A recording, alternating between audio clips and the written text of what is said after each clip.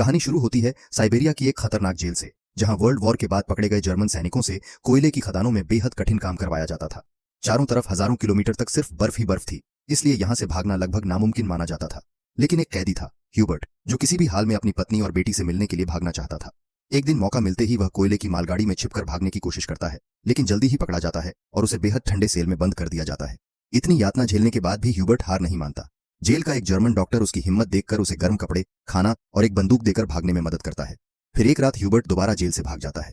इसके बाद शुरू होता है उसका हजारों किलोमीटर लंबा खतरनाक सफर, जहां उसे भयंकर ठंड, भूख, तूफान, भेड़ियों और कई धोखेबाज लोगों का सामना करना पड़ता है। कई बार मौत उसके बिल्कुल करीब आ जाती है, लेकिन वह हर बार बच निकलता है। सालों तक भटकने के बाद आखिरकार ह्यूबर्ट रूस की सीमा तक पहुंच जाता है, लेकिन वहां उसका सबसे बड़ा दुश्मन, जेल का वार्डन, उसके सामने खड़ा होता है। ह्यूबर्ट को लगता है कि अब सब खत्म हो गया, लेकिन तभी वार्डन उसकी हिम्मत से प्रभावित होकर उसे जाने देता है और कहता है, यह जंग सिर्फ मेरे और तुम्हारे बीच थी और तुम जीत गए। आखिरकार कई सालों बाद ह्यूबर्ट अपने घर पहुंचता है, जहां उसकी बेटी उसे पहचान कर दौड़ते हुए गले लगा लेती है।